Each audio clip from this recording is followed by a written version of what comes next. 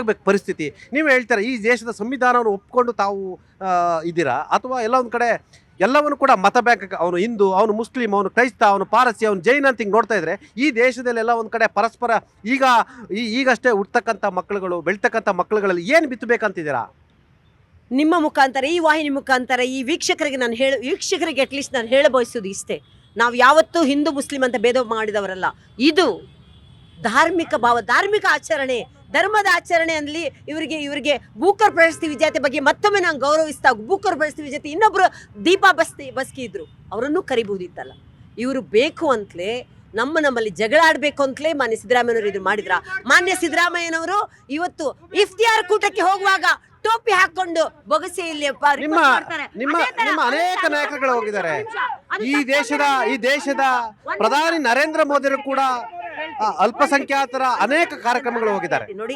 ಅಲ್ಪಸಂಖ್ಯಾತರ ಕಾರ್ಯಕ್ರಮಕ್ಕೆ ಹೋಗುವಾಗ ಹೇಗೆ ನಮ್ಮ ಮಾನ್ಯ ಸಿದ್ದರಾಮಯ್ಯನವರು ಟೋಪಿಯನ್ನು ಹಾಕೋತಾರ, ಅದೇ ತರ ನಾನು ಅದನ್ನು ಅದೇ ತರನೇ ಬಾನು ಮುಸ್ತಾಕ್ ಅವರು ಕೂಡ ಹಣೆಗೆ ಕುಂಕುಮ ಇಟ್ಕೊಂಡು, ದಯವಿಟ್ಟು ಆ ಕುಂಕುಮವನ್ನ ಇಟ್ಟು ಮತ್ತೊಮ್ಮೆ ನಾನು ಇದು ಸವಾಲಾಗಿ ಹೇಳ್ತಿದ್ದೀನಿ, ಮಾನ್ಯ ಸಿದ್ದರಾಮಯ್ಯನವರೇ, ನೀವು ಹೇಗೆ ಇಫ್ತಿಯಾರಿ ಕೂಟದಲ್ಲಿ ಭಾಗಿಯಾಗ ಟೋಪಿ ಹಾಕೊಳ್ತೀರಾ, ಅದೇ ತರ ಬಾನು ಮುಸ್ತಾಕ್ ಅವರು ಕೂಡ ಅರಿಶಿನ ಕುಂಕುಮವನ್ನು ಇಟ್ಕೊಂಡು ದೇವಿಗೆ ಪೂಜೆಯನ್ನು ಮಾಡಲಿ, ದೇವಿಗೆ ಭಕ್ತಿಯಿಂದ ಪುಷ್ಪಾರ್ಚನೆಯನ್ನು ಮಾಡಲಿ ಅಂತ ಈ ಮೂಲಕ ನಾನು ಕೇಳ್ಕೊಳ್ತೀನಿ. ನಮಗೆ ಯಾವುದೇ ಬೂಕರ್ ಪ್ರಶಸ್ತಿ ವಿಜೇತೆ ಕರೆದಿರೋದು ನಮಗೆ ಏನು ಬೇಸರ ಇಲ್ಲ. ಸಿದ್ದರಾಮಯ್ಯನವರು ಪರ್ಪಸ್ ಆಗಿ ಕರೆದಿದ್ದಾರೆ, ಯಾಕಂದ್ರೆ ಬೂಕರ್ ಪ್ರಶಸ್ತಿ ಇನ್ನೊಬ್ರು ದೀಪಾ ಬಸ್ಕಿ ಕೂಡ ಇದ್ರು. ಇವತ್ತು ಧರ್ಮಗಳಲ್ಲಿ ಒಡೆದಾಡುವಂತ ನೀತಿ ಮಾನ್ಯ ಸಿದ್ದರಾಮಯ್ಯನವರದು ಇದು ಮೊದಲಲ್ಲ. ಇನ್ನೆಷ್ಟು ಅಂತ ಅಫೀಸ್ಮೆಂಟ್ ಪಾಲಿಟಿಕ್ಸ್ ಮಾಡ್ತೀರಾ ಮಾನ್ಯ ಸಿದ್ದರಾಮಯ್ಯನವರೇ? ಇದ್ರಲ್ಲೂ ನೀವು ಅಫೀಸ್ಮೆಂಟ್ ಪಾಲಿಟಿಕ್ಸ್ ಮಾಡ್ತೀರಾ? ಒಬ್ಬಳು ಸಾಹಿತಿ ಬಗ್ಗೆ, ಒಬ್ಬಳು ಮಹಿಳೆಯ ಬಗ್ಗೆ ಎಲ್ಲರೂ ಚೀತು ಅನ್ಬೇಕಂತನ, ಅಥವಾ ಅವರು ಖುಷಿಯಿಂದ ಅವರಿಗೂ ಧರ್ಮ ಸಂಕಟ ಮಾಡ್ತೀರಾ? ಒಂದು ದಿನ ಅವರು ಕರ್ನಾಟಕದ ಕನ್ನಡ ಬಾವುಟದ ನೋಡಿ ಭುವನೇಶ್ವರಿಯನ್ನೇ ಅವರು ಸರಿ ಇಲ್ಲ ಅಂತ ನಾವು ಹೇಗ್ ನಿಂತ್ಕೊಳ್ಳಿ, ಎಲ್ಲಿ ನಿಂತ್ಕೊಳ್ಳಿ, ಎಲ್ಲಿ ಇದನ್ನ ಒಪ್ತೀರಾ ನೀವು? ಭುವನೇಶ್ವರಿಯವರನ್ನೇ ವಿರೋಧ ಮಾಡಿದಂಥವ್ರು ಬಾನು ಮುಸ್ತಾಕ್ ಅವರು, ಅದು ಬಿಂಬ ಅಂತ ಹೇಳಿದ್ರು. ಅರಿಶಿನ ಕುಂಕುಮನ ವಿರೋಧವನ್ನು ಮಾಡಿದ್ರು. ಅಂದ್ರೆ ಎಲ್ಲ ಒಂದ್ ಕಡೆ ಇದು ಒಂಥರ ಯಾವುದೋ ಒಂದು ಧರ್ಮದ ಧಾರ್ಮಿಕ ಭಾವನೆಗಳಿಗೆ ವಿರುದ್ಧವಾಗಿ, ಭಾವನೆಗಳಿಗೆ ಧಕ್ಕೆ ಆಗೋ ರೀತಿಯಲ್ಲಿ ಅವರು ಮಾತನಾಡಿದಾರಲ್ವಾ. ಚಾಮುಂಡೇಶ್ವರಿಗೆ ಅವರು ಪುಷ್ಪಾರ್ಚನೆ ಮಾಡಬೇಕು, ಚಾಮುಂಡೇಶ್ವರಿ ತಾಯಿ ಅರಿಶಿನ ಕುಂಕುಮ ಶೋಭಿತ ಆಗಿರ್ತಾಳೆ, ಅದನ್ನು ವಿರೋಧಿಸ್ತಾರಾ? ಸರ್, ಖಂಡಿತವಾಗ್ಲೂ ಬಾನು ಮುಸ್ತಾಕ್ ಅವರು ಆ ರೀತಿ ಹೇಳಿಕೆಗಳನ್ನ ಕೊಟ್ಟಿಲ್ಲ. ಅವ್ರು ಹೇಳಿರ್ತಕ್ಕಂಥ ವಿಷಯ ಬೇರೆ ಇದು, ಅದನ್ನು ಇವರು ಬೇರೆ ರೀತಿ ತಿರುಚಿ ಹೇಳ್ತಾ ಇದ್ದಾರೆ ಅಷ್ಟೇ ವಿನಃ. ನೋಡಿ ಸರ್, ಅವರು ಇದೇ ರಾಜ್ಯದಲ್ಲಿ ಕೆಲ ಹಂತದ ಅಂದರೆ ಝೀರೋಯಿಂದ ಅವರು ಈ ರಾಜ್ಯದಲ್ಲಿ ಬಂದು ಇಲ್ಲೇ ವಿದ್ಯಾಭ್ಯಾಸ ಮಾಡಿದ್ರು, ಕನ್ನಡದಲ್ಲೇ ವಿದ್ಯಾಭ್ಯಾಸ ಮಾಡಿ ಅವರು ಇವತ್ತು ಒಂದು ಉನ್ನತ ಸ್ಥಾನ ಅಂತಾರಾಷ್ಟ್ರೀಯ ಮಟ್ಟದಲ್ಲಿ ಅವ್ರು ಹೆಸರು ಮಾಡಿದ್ದಾರೆ. ಅಂಥವ್ರು ಇರೋರು ನಮ್ಮ ರಾಜ್ಯದ ಬಗ್ಗೆ, ನಮ್ಮ ರಾಜ್ಯದಲ್ಲಿ ಇರ್ತಕ್ಕಂಥ ಬಗ್ಗೆ ಕೆಟ್ಟ ಹೆಸರನ್ನ ಹೇಳ್ತಾರೆ. ಅವ್ರಿಗೆ ಇತಿಹಾಸ ಗೊತ್ತಿಲ್ಲ. ಸಮಯ ಒಂದು ಹೇಳ್ತೀನಿ, ಒಂದು ಕೇಳ್ತೀರಿ. ಇವತ್ತಲ್ಲ ಸ್ವಾತಂತ್ರ್ಯ ಪೂರ್ವದಲ್ಲೂ ಸಹ ಇವ್ರು ಯಾವತ್ತೂ ಎಲ್ಲರ ಜೊತೆ ಕೂಡಿಲ್ಲ. ಯಾಕಂತ ಹೇಳಿದ್ರೆ ಬ್ರಿಟಿಷ್ ಅವರು ಒಂದು ಬುಕ್ಕಲ್ಲಿ ಬರೀತಾರೆ, RSS ಯಾವತ್ತೂ ನಮ್ಮ ಬ್ರಿಟಿಷ್ ಅವ್ರನ್ನ ವಿರೋಧ ಮಾಡಿಲ್ಲ ಅಂತ ಹೇಳ್ಬಿಟ್ಟು ಆ ಬುಕ್ಕಲ್ಲಿ ಸ್ಪಷ್ಟವಾಗಿ ಬರೆದಿದ್ದಾರೆ. ಅಂದ್ರೆ ಏನರ್ಥ ಅಲ್ಲಿಗೆ? ನೀವು ಬ್ರಿಟಿಷರ್ ಪರವಾಗಿದ್ದೀರಾ, ಯಾವತ್ತು ದೇಶದ ಪರವಾಗಿ ಇರಲಿಲ್ಲ, ದೇಶದ ಹೋರಾಟದಲ್ಲಿ ಒಂದರಲ್ಲೂ ನೀವು ಪಾಲ್ಗೊಳ್ಳಿಲ್ಲ. ಎಸ್ ಸರ್, ನಾನು ಹೇಳಿದ್ದು ಬೇರೆ ಯಾರು ಸಿಗ್ಲೇ ಅಲ್ವಾ? ಕನ್ನಡಿಗರು 7 ಕೋಟಿ ಕನ್ನಡಿಗರಿದ್ದಾರೆ. ಕನ್ನಡದಲ್ಲಿ ಅನೇಕ ಸಾಧನೆ ಮಾಡಿದವರು ಇದ್ದಾರೆ. ಅವರಿಗೆ ಕರ್ನಾಟಕ ಸರ್ಕಾರ ಅವರಿಗೆ ವಿಶೇಷವಾಗಿ ಅವರಿಗೆ ಸ್ಥಾನಮಾನ ಕೊಡ್ತು, ಪುರಸ್ಕಾರ ಕೊಡ್ತು, ಗೌರವವನ್ನು ಕೊಡ್ತು. ಇಲ್ಲೂ ಕೂಡ ವಿವಾದ ಮಣ್ಣು ಮಾಡ್ಬೇಕೇನ್ರಿ ಸರ್? ಅವರು ಇದು ಬೇಕಿತ್ತ ಇದು? ಸರ್, ಅವರು ಸಹ ಕನ್ನಡಿಗರೇ, ನಗರಸಭಾ ಸದಸ್ಯರಾಗಿ ಅವರು ಮುಂದುವರಿಕೆ ಬಂದಿದ್ದಾರೆ. ಅವರು ಹಾಸನದಲ್ಲಿ ಹುಟ್ಟಿದ್ದಾರೆ. ಬೇರೆ ಏನು ಸರ್ ಬೇಕು? ನಮ್ಮ ರಾಜ್ಯದವರು ಇಲ್ಲ ಅಂತ ಅವರು ಬೇರೆ ಏನು ಬೇಕು? Yes sir. ಮೊದಲನೇದಾಗಿ ಬಾನು ಮುಸ್ತಾಕ್ ಅವರು ಒಬ್ಬರು ಬಂಡಾಯ ಸಾಹಿತಿ. ಅವರನ್ನು ನಾವು ಆ ಅರ್ಥದಲ್ಲಿ ನೋಡಬೇಕಾಗುತ್ತೆ. ಅವತ್ತು ಅವರು ಹೇಳಿಕೆ ಕೊಟ್ಟಿರುವಂಥದ್ದು ಕೇವಲ ಒಂದು ಅರಿಶಿನ ಕುಂಕುಮದ ಬಗ್ಗೆ ಅಲ್ಲ. ಒಬ್ಬ ಮಹಿಳೆಯನ್ನು ಅವರು ಒಂದು ನಾನು ಅದನ್ನು ಸರ್ಚ್ ಮಾಡಿದ್ದೀನಿ. ಅವರ ಹೇಳಿಕೆ ಕೊಟ್ಟಿರುವಂಥದ್ದು ಅರಿಶಿನ ಕುಂಕುಮನ ತೊಗೊಂಬಂದು ನಮ್ಮನ್ನು ಒಂದು ಮೂಲೆ ಗುಂಪಾಗಿ ಮಾಡಿ ಒಂದು ಪಂಜರದ ಥರಕ್ಕೆ ಮನೆ ಒಳಗಡೆ ನಮ್ಮನ್ನು ಕೂಡಾಕ್ತಾ ಇದ್ದೀರಿ. ಆ ಒಂದು ನಿಟ್ಟಿನಲ್ಲಿ ನಮ್ಮನ್ನು ಒಂದು ಮಹಿಳಾ ಮತ್ತು ಇದು ಮುಂದೆಯಿಂದನೂ ಕೂಡ ಮನುವಾದ ಏನು BJP ಸರ್ಕಾರಗಳಿದೆ ಅದು ಯಾವುದೇ ಮನುವಾದ ಆಗಲಿ ಮತ್ತು ಮಹಿಳೆಯನ್ನು ಅವರನ್ನು ದೂರದಿಂದನೇ ಅವರು ಇಟ್ಟಿರೋವಂಥದ್ದು ಅದು ಇಡೀ ಸಮಾಜಕ್ಕೆ ಗೊತ್ತಿರುವಂಥ ವಿಷಯ. ಈ ಒಂದು ಇದನ್ನ ನಿಲುವನ್ನು ವಿರೋಧಿಸಿ ಅವತ್ತು ಬಾನು ಮುಸ್ತಾಕ್ ಅವರು ಅವತ್ತು ಇದನ್ನು ವಿರೋಧಿಸಿ ಒಬ್ರು ಮಹಿಳೆಯನ್ನ ಅರಿಶಿನ ಕುಂಕುಮ ಭಂಡಾರ ಹಚ್ಚಿ ಅವರು ನಮ್ಮನ್ನ ಮನೆ ಒಳಗಡೆ ಕೂಡಾಕ್ತಾ ಇದ್ದೀರಿ, ನಮ್ಮನ್ನ ಯಾವುದೇ ರೀತಿಯ ಸ್ವಾತಂತ್ರ್ಯದಿಂದ ಕೊಡ್ತಾ ಇಲ್ಲ ಅನ್ನೋ ಒಂದೇ ಒಂದು ಕಾರಣದಲ್ಲಿ ಈ ಒಂದು ವಿಷಯನ ಪ್ರಸ್ತಾಪ ಮಾಡಿರುವಂಥದ್ದು.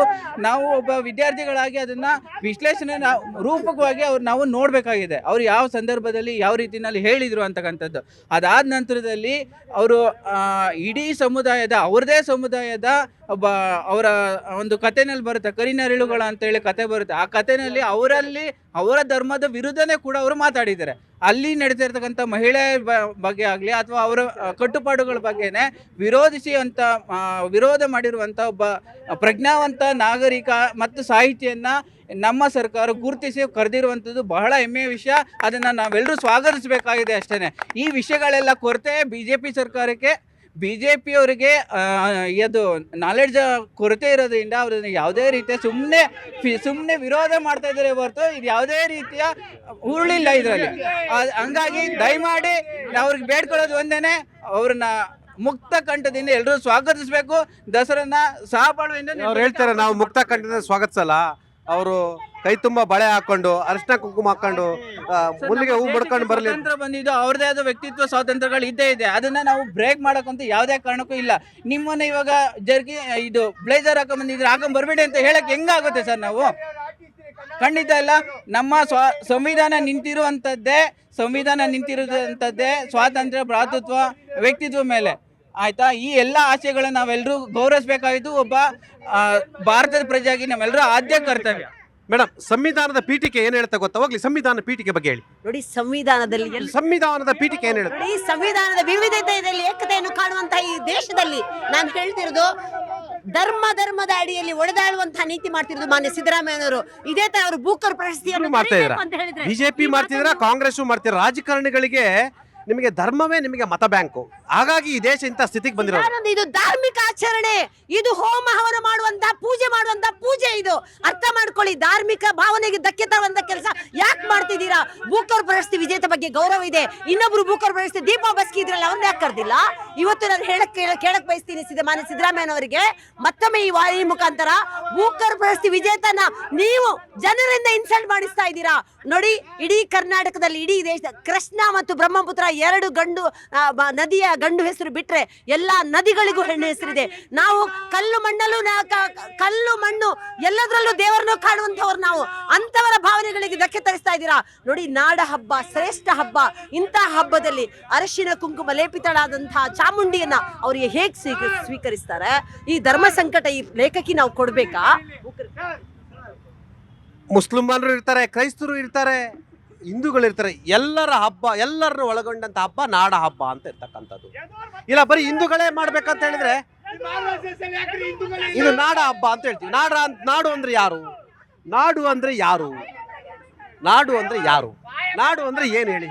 ಹೋಗ್ಲಿ, ನಾಡು ಅಂದ್ರೆ ಅರ್ಥ ಏನು ಸರ್? ನಾಡು ಅಂದ್ರೆ ನಾನು ಕೇಳ್ತಾ ಇದ್ದೀನಿ. ನಾಡು ಅಂದ್ರೆ ಯಾರು ಇರ್ತಾರೆ? ನಾಡು ಅಂದ್ರೆ ಏನು? ನಾಡು ಅಂದ್ರೆ ಅರ್ಥ ಏನು? ಈ ನಾಡಿನಲ್ಲಿ ಯಾರ್ಯಾರು ಇದಾರೆ, ಯಾವ ಪಂಗಡದೇ ಆಗ್ಬೋದು, ಯಾರೇ ಇರ್ಬೋದು. ಈ ನಾಡು ಅಂದ್ರೆ ಎಲ್ಲ ಜಾತಿ, ಧರ್ಮ, ಮತ, ಪಂಥ ಎಲ್ಲರನ್ನ ಒಳಗೊಂಡಿರ್ತಕ್ಕಂಥದ್ದೇ ನಾಡು. ಖಂಡಿತವಾಗ್ಲು ಆಯ್ತಾ? ಇದು ನಾಡ ಹಬ್ಬ. ಹೌದು. ಅರ್ಥ ಆಯ್ತಾ ಹೇಳಿದ್ದು? ಸರ್, ನಾವು ಅದನ್ನ ಒಪ್ತೇವೆ, ಇದು ನಾಡ ಹಬ್ಬ ಅಂತಾನೆ. ಯಾಕಂದ್ರೆ ಈ ನಾಡ ಹಬ್ಬ ಅನ್ನೋದು ಇವತ್ತಿಂದ ಅಂತಲ್ಲ, ವಿಜಯನಗರ ಸಾಮ್ರಾಜ್ಯದಿಂದನೂ ಬಂದಿದ್ದಂಥದ್ದು. ಮೈಸೂರು ವಂಶಸ್ಥರು, ಯದು ವಂಶಸ್ಥರು ಅದನ್ನ ಸ್ಥಾಯಿತ್ ಮಾಡ್ಕೊಂಡು ಬಂದಿರೋಂಥದ್ದು. ಆದ್ರೆ ನಾವ್ ಹೇಳ್ತಾ ಇರೋದೇನಂದ್ರೆ, ನಿಮ್ಮ ಪಾಲ್ಗೊಳ್ಳುವಿಕೆಗೆ ನಮಗೆ ಯಾವುದೇ ವಿರೋಧ ಇಲ್ಲ. ಆದ್ರೆ ನಾವು ಆಚರಿಸುವ ಪದ್ಧತಿಯನ್ನು ನೀವು ಒಪ್ತೀರಾ? ನಾವು ವಿಗ್ರಹ ಆರಾಧಕರು, ನೀವು ವಿಗ್ರಹ ಆರಾಧಕರ? ನೀವು ವಿಗ್ರಹ ಆಧಾರಕರ? ನಾವು ಈಗ ಅವ್ರು ಒಪ್ಕೊಂಡಿದಾರಲ್ಲ, ವಿಗ್ರಹ ಆರಾಧನೆಗೆ ಒಪ್ಕೊಂಡು ನಾನು ಉದ್ಘಾಟನೆಗೆ ಬರ್ತಿದ್ದೀನಿ ಅಂತ ಹೇಳ್ತಾರಲ್ಲ. ಅವ್ರು ಹೇಳ್ಬೇಕಾಗತ್ತೆ, ಮುಸಲ್ಮಾನ ಸಮುದಾಯ ಹೇಳ್ಬೇಕಾಗತ್ತೆ. ವಿಗ್ರಹ ಆರಾಧಕರಾದ ಬಾನು ಮುಷ್ತಾಕ್ ಅವರಿಗೆ ನಮ್ಮ ಸಹಮತಿ ಇದೆ.